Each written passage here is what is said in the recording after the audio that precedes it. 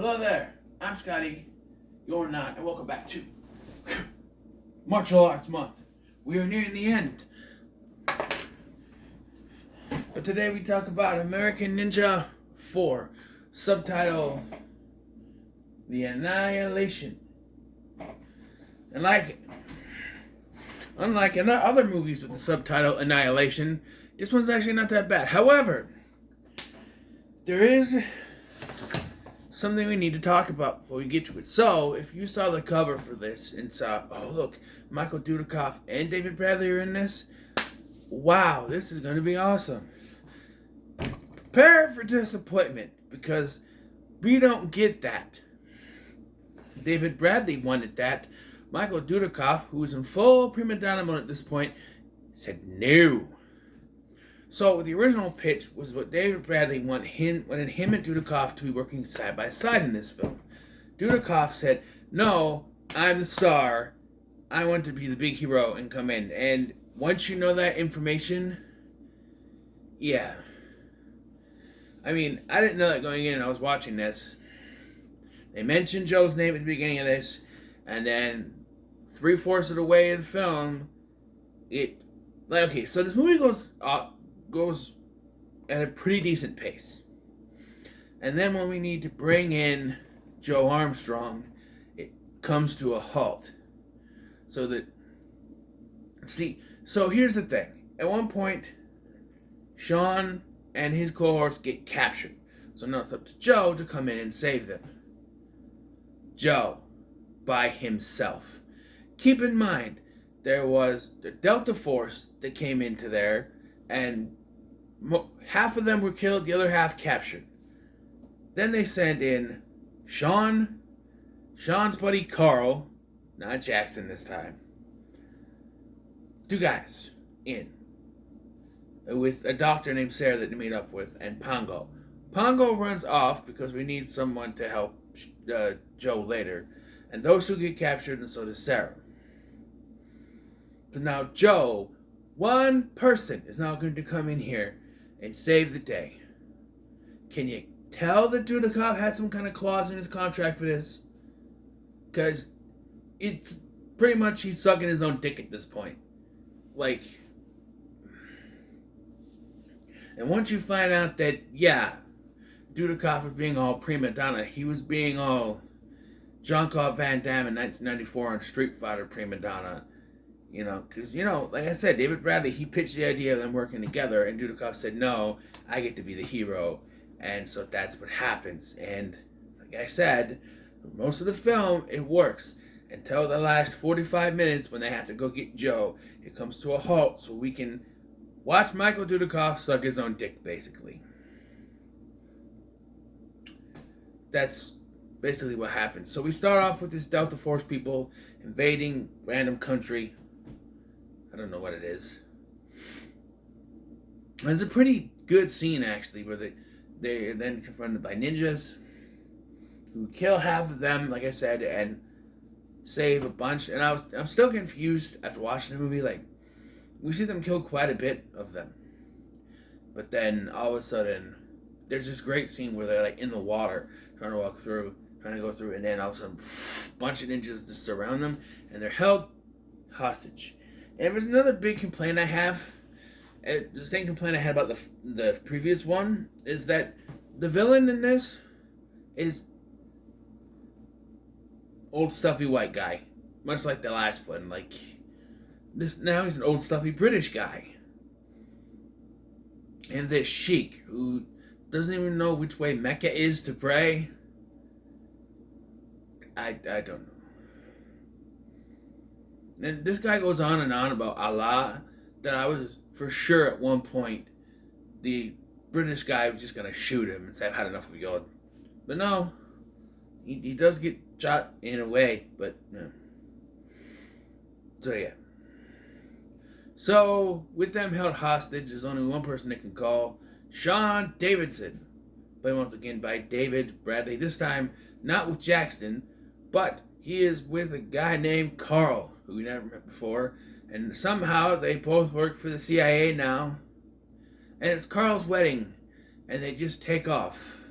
And I didn't even realize it was Sean at first. I'm like, who's this dude? And they said Davidson. I'm like, Davidson. So are these two going to meet up with Sean? Or no, this is Sean. I don't know why he looks so different here. I don't know, but it is him.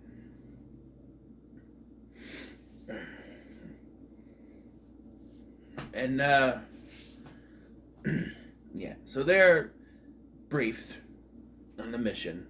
What they have to do. They have to go rescue these Delta Force guys as hostages because they've given them, 2 days or so for the U.S. to pay them $50 billion or something like that. Or they're going to execute them. So instead of paying the ransom, of which it probably wouldn't have worked anyway, they're going to send Sean and Carl in. Carl, who Sean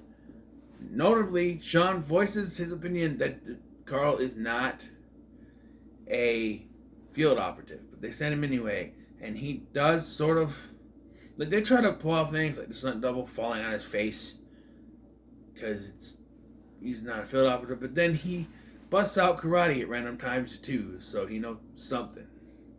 And all I kept thinking about, right, is in a perfect world, this is before Joe came into the movie and I realized what had happened. I drew my own conclusions.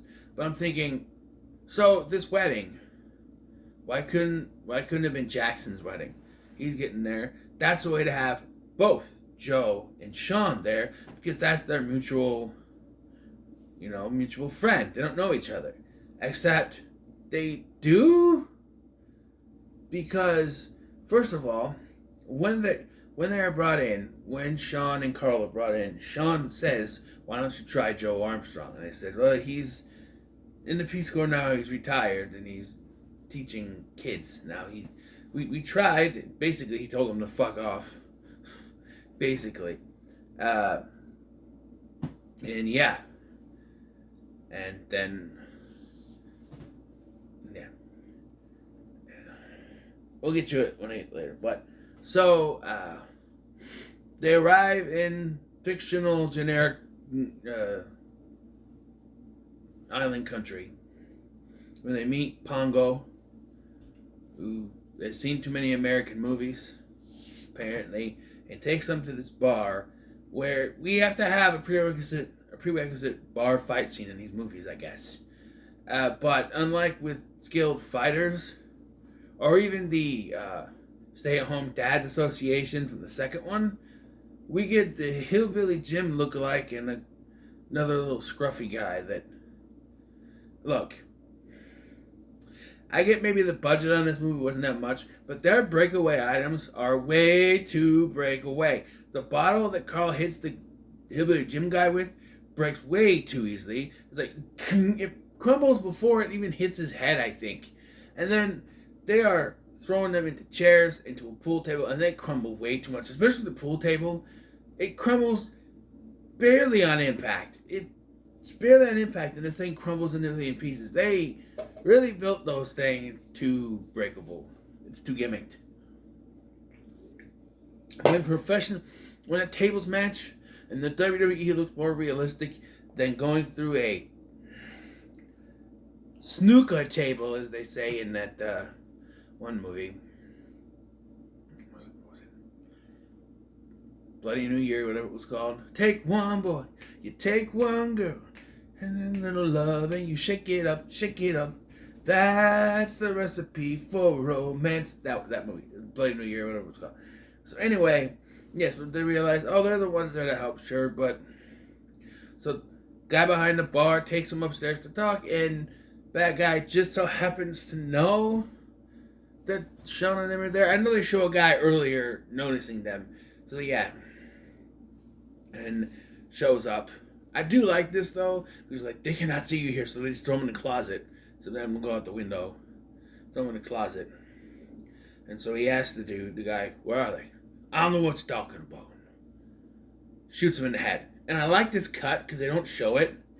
But the guy's wearing a hat, right? So he shoots him, it cuts, and you just see the hat with the bullet hole in it. I like that. When you can't show the gore because of budget, it works. So then they go to Pongo and they say, where are the two Americans? And he's like, they're in the closet. And then they bust out and they didn't kick their ass. And Carl goes right through the goddamn window. Again, 2 gimmicks. But he goes right through the goddamn window and they roll out and they meet this doctor lady, Sarah, who you may recognize from as Valerie from the Slumber Party Massacre. Yes, the first one. Not the not that one, the first one. And not that woke ass remake either. Into it. So she disguises them as corpses, all except for Sean, who just hides behind one of the corpses. It works, and then they leave. Then they said they have to get to this militia, this secret militia that, like, freedom fighters basically is what they are. But they don't get that far. They decide to go on foot, which is weird because Pongo can drive a car. But they decide to walk there. And big surprise, they end up getting captured. Well, there's some decent fights here. Carl and Sean fighting. And then they... Okay, so there's this whole thing with Sean where he's got this fight. He's in the middle of the freaking woods, right? And he's got this bow and arrow. He's like...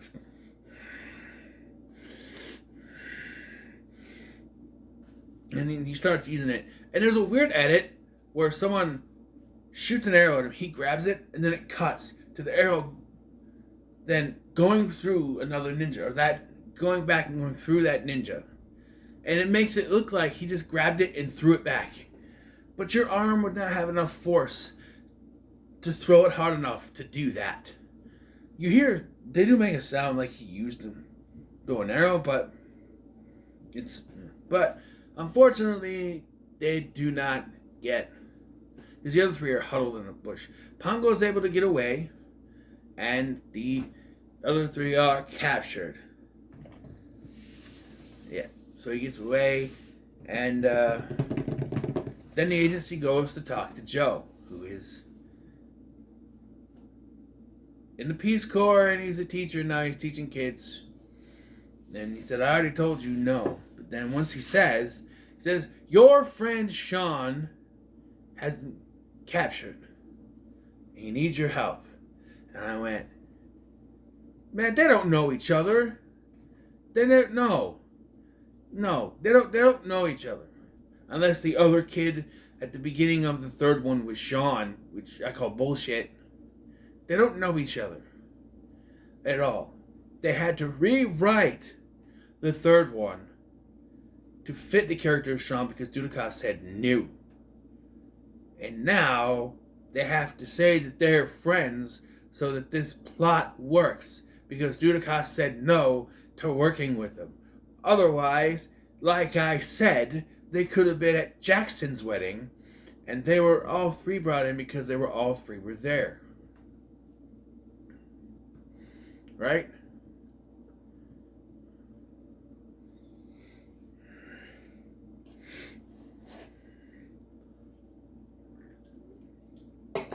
Or hey, bring Jackson back instead of Carl, and they can both be kidnapped and say, hey, your friend Jackson's kidnapped with his partner, Sean Davidson. They need your help. No, they just have to write that they're friends. And this is when it started to become very obvious what had happened. Because it could have been simple for him to just show up. Remember my complaint about the original was that every time that Michael Dudikoff was in a fight scene, basically, he was in a ninja outfit.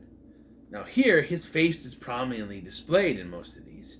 Even when it really shouldn't be displayed because it makes no sense.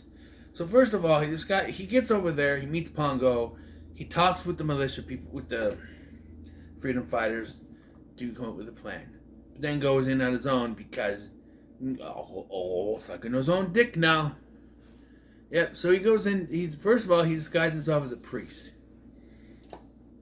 Yeah. Disguises himself as a priest to kind of get entry to this place. But it doesn't really work because they figure out something's going on. Eventually he sneaks in, and he's single-handedly taking out these ninjas. Okay. And then And then he sees this one dude in a yellow ninja suit, covered head to toe in this yellow body wrap stuff. Right? It's a yellow suit with a yellow mask. So he's like, And he puts on the yellow suit, but does not put on the mask. And then walks around like, No, that's not how it works. All the other yellow ninjas had the mask on. You're not, no. They know everybody there. It's a secret organization. This big old ninja camp on the top of a fucking cliff. They know everyone there. And no one does anything. And it becomes painfully obvious. I don't think that Michael Dudikoff and David Bradley ever really shared the screen. And you say, well, there's shots with them together. Yeah, you can composite. And also pay attention. Maybe it might be a stunt double here and there. I don't know. But they never really share that much screen time. And a lot of the time, it seemed like maybe even his stuff was filmed separately from the others until towards the end. But then again, there's a lot of times where you see him and there's a far away shot of the other ones. And it could be stunt doubles for all we know. Except for Joe's face, which is prominently featured. Yeah. So when Joe gets there, though, something very head-scratching happens. So we see that everyone is up on the top of the cliff thing. They're strapped to these poles, these wooden poles. So that they're gonna set them all on fire. So they're gonna kill them. This is a weird way to execute them. You have ninjas with arrows, just do it that way. But they're gonna set them on fire, immolation as they call it. So they're gonna burn them alive for some reason. But we see the shot is up there, but then Joe goes downstairs. I'm like, why is he going downstairs? They're out there. And I guess this is the one scene that they really did share together. And he rescues Sean only for it to reveal it's not Sean. But Sean starts attacking him. And then it's later revealed it's some ninja with a Sean mask on. And you're sitting there wondering, well, why did that happen? And once you find out about everything with Michael Dudikoff, I'm pretty sure he demanded a scene where he fought and beat David Bradley to prove that he was the star. I'm pretty sure that's how it went, but they couldn't figure out a way for that to work. So they had to, or David Bradley wouldn't agree to it if it was just his character, or something like that. So they had to write in. It wouldn't make sense otherwise, so they had to write that in. Otherwise, just a masked ninja wearing, why? They didn't know anyone was coming for them. So why did they do that? Well, they knew someone was skulking around, but they really had no clue that anyone was coming for them. So Joe eventually gets out there, again, wearing the yellow suit and not the mask, because he's the star and his face has to be prominently displayed. Whatever. But yeah, so that happens. And he eventually rescues them. And again, they go into the building to hide, and then with the other soldiers, the three that survived, one of them set on fire completely, the other three are survived. And then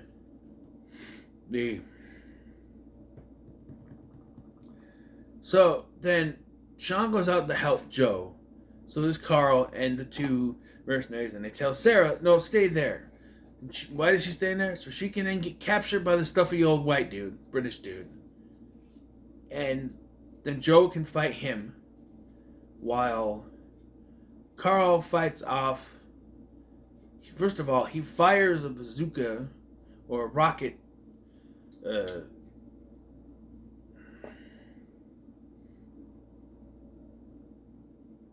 rocket launcher at the chopper, the helicopter that the Sheik is in, blows out the smithereens.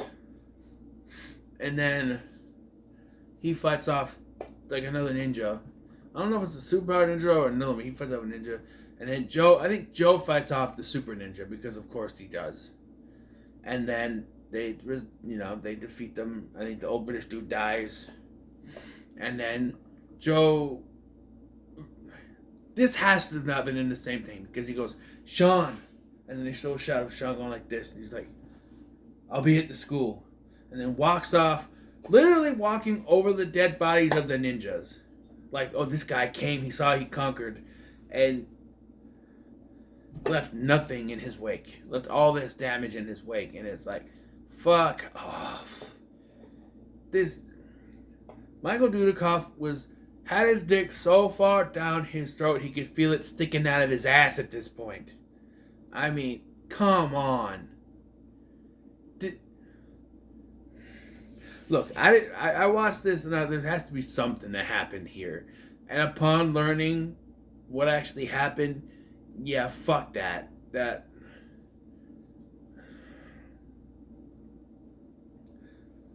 But I am going to give this a very high middle of the road. I thought it was better than 3, not better than the first 2. It has so much potential, especially with them coming back.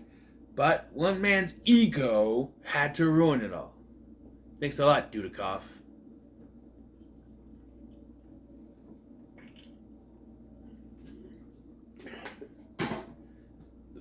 Excuse me.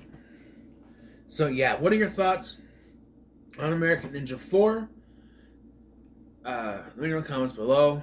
And if you think that this franchise can't get any weirder, wait till we talk about American Ninja 5. Till then, thank you for watching. I'm Scotty, and I'll see you in the next one.